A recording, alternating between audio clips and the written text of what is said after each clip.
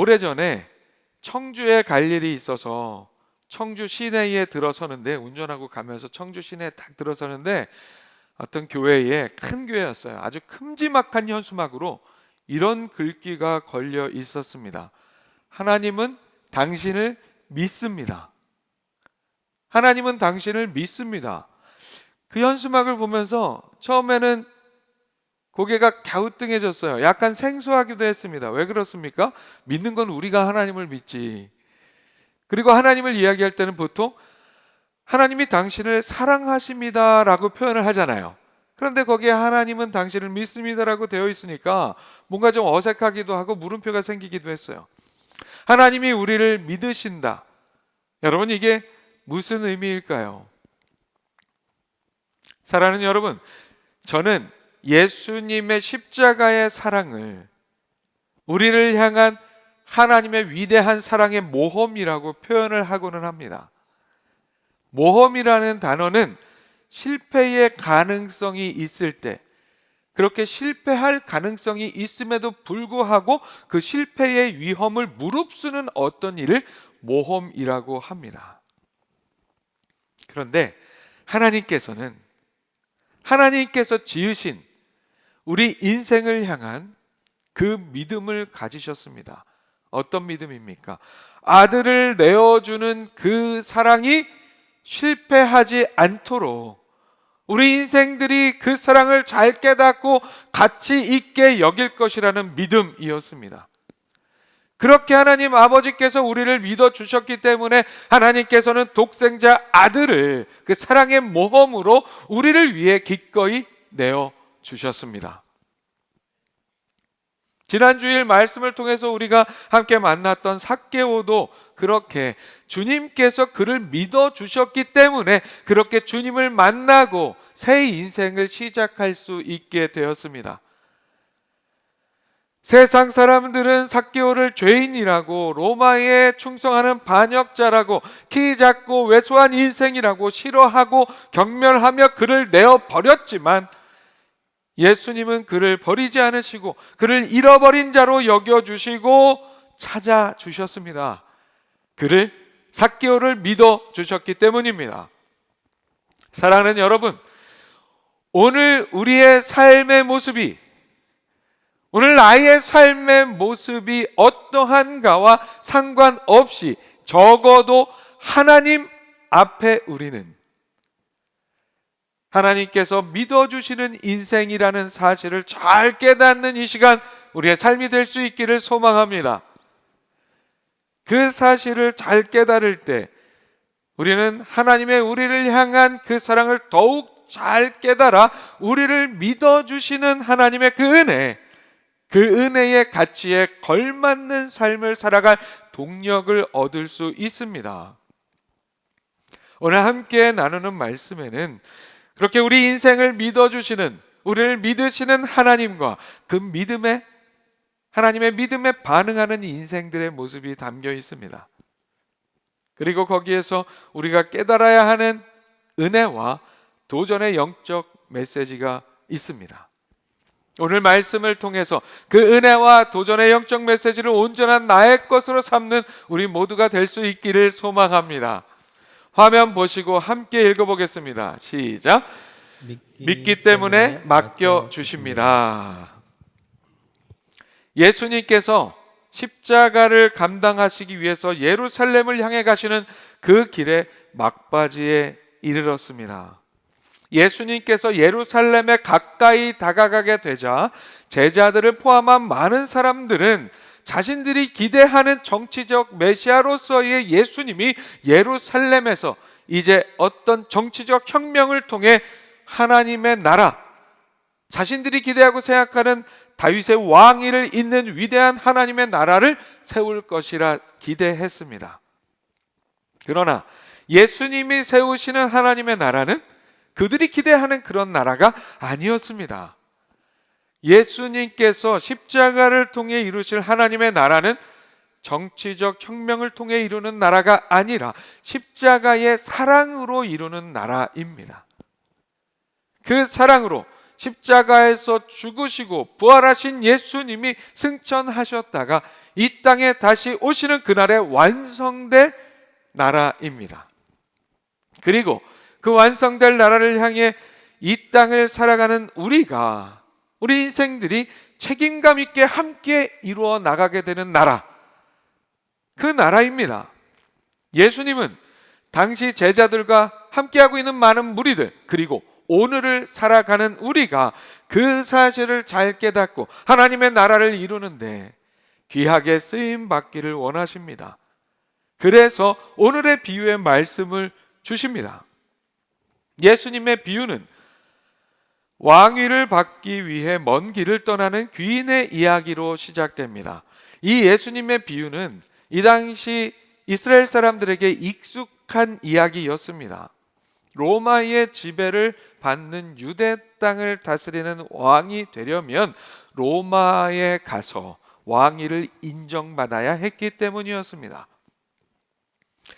이 귀인은 왕위를 받아오려고 먼 길을 떠나면서 자신의 종 10명을 불러서 은하 10문화를 주며 하나씩 나눠주며 그것으로 자신이 다시 돌아올 때까지 장사를 하라고 이야기합니다. 말씀에 이렇게 얘기하죠.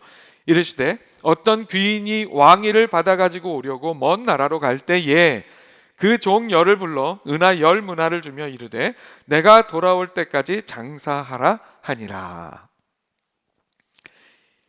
이 귀인은 자신이 자리를 비운 사이에도 자신이 왕이 되어 통치할 나라의 재정적 상황이 건강하게 성장할 수 있기를 바랐기 때문에 이렇게 했습니다.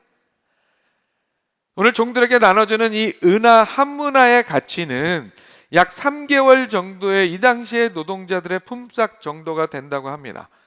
하지만 지금 중요한 것은 이 화폐 단위가 이야기하는 돈의 양이 중요한 것이 아니라 지금 이 귀인이 자신의 종 10명에게, 종들에게 이렇게 은하 한 문화씩을 맡겨주었다는 것이 중요한 일이었습니다. 사랑하는 여러분, 여러분이 어떤 사업을 하시다가 어디 자리를 비워야 하는 상황이 되었다고 한다면, 직장 생활을 하다가 한동안 자리를 비워야 하는 일이 생겼다고 한다면 누구에게 내가 없는 동안 해야 할 중요한 일을 누구에게 맡길 수 있으십니까? 누구에게 맡기실 거예요? 믿을 만한 사람. 그렇죠? 믿을 만한 사람에게 맡길 수 있습니다. 평소에 바라볼 때 대체 믿을 만한 구석이 하나도 없는 사람에게 중요한 내 일을 맡기는 사람은 없습니다.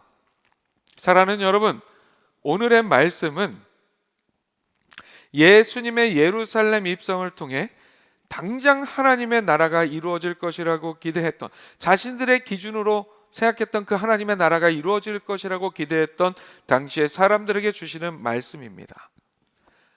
그러나 예수님은 십자가를 통해 예수님께서 이루시는 하나님의 나라는 그렇게 당장 완성되어 이루어지는 것이 아니라 완성될 때까지 시간이 필요하다는 것을 오늘 이 비유의 말씀을 통해서 알려주고 계십니다. 그리고 그 필요한 시간 중에 종들에게 그들을 믿기 때문에 그들에게 왕이 돌아올 그때를 기다리며 그 나라를 세워가는 데 필요한 사명을 맡겨주신다고 비유를 통해서 말씀하고 계시는 거예요.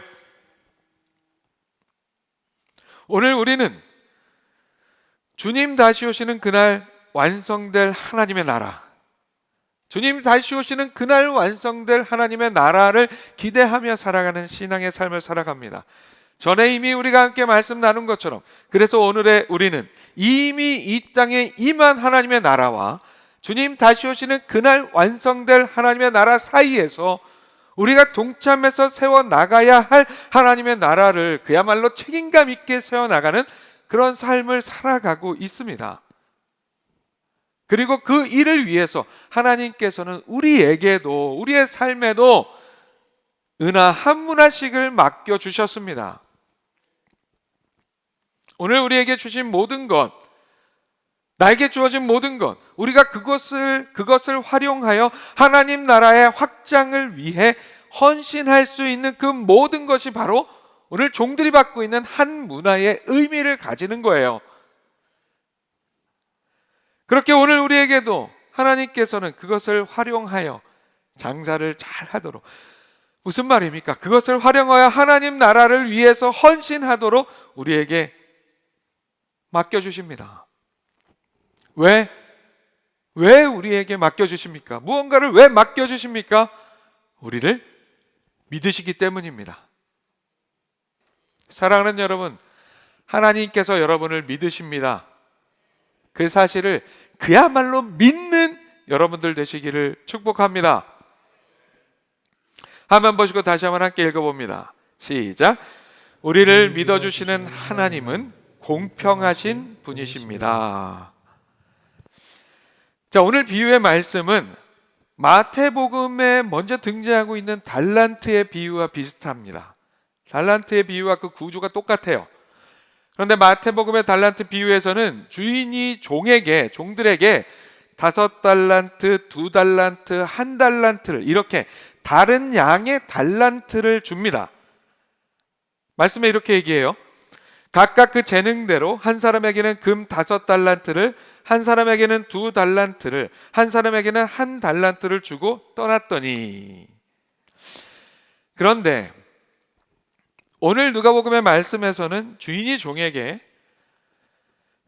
모두 같은 은화 1문화씩을 주고 있어요. 말씀에 이렇게 얘기하죠. 그 종 열을 불러 은화 10문화를 주며 이르되 내가 돌아올 때까지 장사하라 하니라. 자, 예수님께서 비유를 말씀해 주셨는데, 비슷한 비유를 말씀해 주셨는데 이렇게 다른 부분이 있는 것, 이것은 무엇을 의미할까요? 우리가 하나님으로부터 받는 달란트는 우리의 입장에서 보면 때로는 비교의 대상이 되고 뭔가 달라 보이기도 하고 그렇지만, 하나님의 입장에서는 결국 다 같은 한 문화와 같다는 의미예요. 무슨 말씀인지 이해가 가시나요? 우리는 우리 삶에 내가 가지고 있는 어떤 것으로도 우리에게 주어진 어떤 것으로도 나 잘났네, 너 못났네 할 필요도 없고 할 이유도 없다는 그런 말씀입니다. 달란트의 비유나 마태복음에 다르게 주는 그 달란트의 비유나 오늘의 각계 한 문화씩 10명에게 10개 줘서 하나씩 딱 갖게 하는 이 문화 비유나, 인간적인 마음으로 생각해 보면 다 불공평해 보여요. 불공평해 보입니다. 자, 생각해 보세요. 5달란트 받은 종을 보며 2달란트 받은 종은 기분이 나쁠 수 있어요. 뭐야, 왜 쟤는 5개 주고 나는 2달란트만 줘? 그 와중에 하나 받은 종은 어떻습니까? 기분이 상해버릴 수 있거든요. 모두 같이 한 문화씩 받을 때에도 마찬가지예요. 인간적인 시선에서 보면 뭐야, 나는 쟤보다 평소에 배로 일을 했는데 왜 쟤랑 같은 한 문화야? 나도 한 문화, 쟤도 한 문화. 뭐야 이거? 뭐 열심히 한 거 아무 소용없는 거야? 충분히 이렇게 생각할 수 있습니다. 그러나 그것은 우리의 생각, 우리의 시선이라는 이야기예요. 하나님의 마음, 하나님의 시선에서는 그렇지 않다는 거예요. 그래서 우리도 하나님의 마음, 하나님의 시선으로 바라보고 그렇게 할 필요가 없다는 거예요. 그것이 재능이 되었던, 나의 어떤 소유, 재산, 건강, 어떤 삶의 환경, 무엇이 되었던 간에 우리에게 주어진 그것이 가지고 있는 세상적 시각에서의 가치 자체가 나의 존재의 의미를 만드는 것이 아니라, 하나님께서 우리를 믿고 무엇인가를 맡겨주셨다는 것 자체가 우리의 존재의 의미를 만든다는 그런 말씀입니다. 그러니까 다시 한번 이야기를 하면, 우리에게 주어진 모든 것이 가치의 비교의 이유가 되는 것이 아니라 그저 다름의 이유가 된다는 말씀입니다. 우리는 다 다릅니다. 다 달라요. 누구도 같지 않아요. 지구상에 살아가는 어떤 이도 똑같은 지문을 가지고 있는 사람은 없습니다. 하나님께서 그렇게 만드셨습니다. 우리는 다 다른 존재입니다. 그래서 하나님께서 우리에게 주시는 은혜도 다 다를 수밖에 없습니다. 그래서 달란트의 비유에서 그렇게 다르게 주는 의미가, 다르게 주잖아요. 달란트의 비유에서는 그 의미가 결국 문화 비유에서 하나씩 주는, 같은 것을 주는 것으로 정리되면서 다르게 주지만 그것이 결국 같다는 것을 통해서, 또 같은 것이지만 현상적으로 다르게 보일 수 있다는 상황을 통해서 바로 그 상황이 하나님의 공평이라는 의미를 우리에게 말씀하고 있어요. 그것이 바로 하나님의 공평이에요. 하나님께서는 공평하게 우리를 믿어주십니다. 또한 그렇게 우리를 믿어주시는 하나님은 공평하신 하나님이십니다. 마지막으로 한 번 더 화면보고 함께 읽어봅니다. 시작. 하나님께서 믿어주심은 함께 하신다는 의미입니다. 자, 그렇게 비유 속의 귀인은 왕위를 받기 위해 먼 길을 떠나면서 10명의 종들에게 한 문화씩을 맡겨 그것으로 장사를 하게 했습니다. 믿고 맡겼습니다. 그렇다면 그 이후의 결과는 어떻게 되었을까요? 오늘 함께 읽은 본문에 이어지는, 함께 읽지는 않았지만 길게 쭉 이어지는 말씀 속에는 그 10명 중에 3명의 종들이 가져온 결과에 대해서 언급하고 있어요. 그 첫 번째 종은 이렇게 되었습니다. 말씀에서 이렇게 얘기합니다. 그 첫째가 나와 이르되 주인이여 당신의 한 문화로 10문화를 남겼나이다. 왕이 되어 돌아온 주인은 이 종을 칭찬하고 10고을을 다스릴 권세를 선물로 줍니다. 두 번째 종에 대해서는 이렇게 말씀하고 있어요. 그 둘째가 와서 이르되 주인이여 당신의 한 문화로 5문화를 만들었나이다. 아멘. 이 두 번째 종도 주인으로부터 5고을의 권세를 받습니다. 칭찬받았다는 이야기죠. 그런데 여러분, 물론 이 이야기는 비유의 이야기입니다. 그래도 우리가 실제적으로 이 비유를 실제에 대입해서 한번 자세히 살펴볼 대목이 있습니다. 그것은 바로 이 종들이, 첫 번째 종과 두 번째 종이 한 문화를 가지고 장사를 해서 남긴 그 수익률입니다. 수익률. 기간이 얼마가 되었는지는 정확히 모르겠으나 지금 한 문화로 장사를 해서 한 종은 10문화를 남겼습니다. 몇 퍼센트의 수익률입니까? 1000%의 수익률입니다. 한 종은 5문화를 남겼습니다.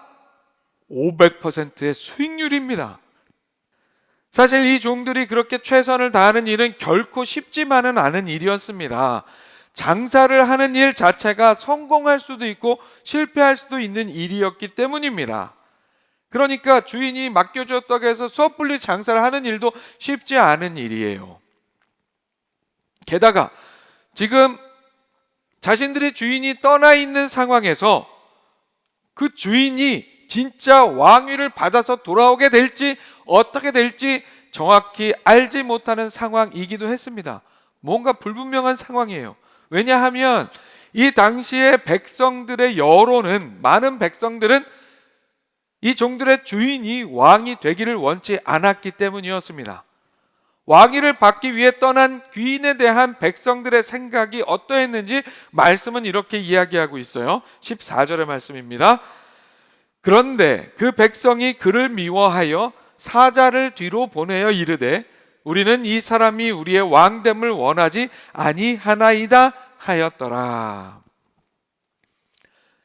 이 주인은 10명의 종들에게 한 문화씩을 주면서 장사를 하라고 이야기하고 떠났지만 그 백성들, 이 10명의 종보다 훨씬 많은 사람들은 그를 미워해서 사자를 뒤로 보내서 그가 왕이 되기를 원치 않는다고 전합니다. 이 말은 무엇입니까? 그만큼 여론이 좋지 못했다는 이야기예요. 말씀 속에 두 종은 그런 소문, 그런 여론, 그런 이야기에 마음을 두지 않았습니다. 자신들의 주인이 결국에는 왕위를 받아 돌아올 것을 흔들림 없이 믿고 그 믿음 안에서 자신들을 믿어준 그 주인을 생각하며 자신들에게 맡겨진 사명에 충실했습니다. 용기 내서 충실했습니다. 손해가 날 수도 있었지만, 망할 수도 있는 노릇이잖아요. 그럴 수도 있었지만 그들을 믿고 맡겨준 주인의 그 마음을 생각하면서 행여 손해가 나더라도 자신들의 열심을 인정해 줄 주인이라는 것을 믿고 담대하게 사명에 충실했습니다. 그리고 그 결과는 실패함 없는 놀라운 수익률과 그에 따른 그 수고의 대가라고 하기에는 너무 큰 보상이었어요. 너무 큰 보상이 그들에게 주어졌습니다. 그런데 말씀 속에 세 번째 종이 등장하는데, 세 번째 종은 이 두 종과 달랐습니다. 세 번째 종에 대해서 이렇게 말씀합니다. 20절과 21절의 말씀이에요. 또 한 사람이 와서 이르되 주인이여 보소서, 당신의 한 문화가 여기 있나이다. 내가 수건으로 쌓아 두었었나이다. 이는 당신이 엄한 사람인 것을 내가 무서워함이라. 당신은 두지 않은 것을 취하고 심지 않은 것을 거두나이다. 이 종은, 세 번째 종은 수건에 둘러싸인 한 문화를 그대로 가지고 와서는 뭐라고 얘기합니까? 주인이 엄한 사람이라는 것이 두려워서 그러면서 한술 더 떠요. 주인을 막 비방해요. 주인, 당신은 남의 것을 빼앗는, 남의 것을 빼앗는, 두지도 않은 걸 취한다는 건 뭐예요? 자기 것도 아닌데 가져간다는 얘기죠. 심지 않고서도 거두어 가려는 그런 심보를 가지고 있는 그런 사람이라서, 그런 사람인데 내가 행위라도 이거 어떻게 했다가 손해보고 이거 잃어버리면 큰일 날 것이라고 생각해서, 그래서 그 돈으로, 이 돈으로 장사를 엄두가 나지 않았어요. 그냥 이렇게 잘 모셔두었습니다. 잘했죠. 그래도 손해 안 보고 잘 놔뒀으니까. 이렇게 얘기합니다. 이 종은 주인을 오해했습니다. 어쩌면 이미 악화되어 있는 백성들의 그 주인에 대한 비방과 그 주인이 왕이 되지 못하게 그를 모함했던 많은 백성들의 말에 귀를 기울이고 거기에 확 넘어갔는지도 모를 일입니다.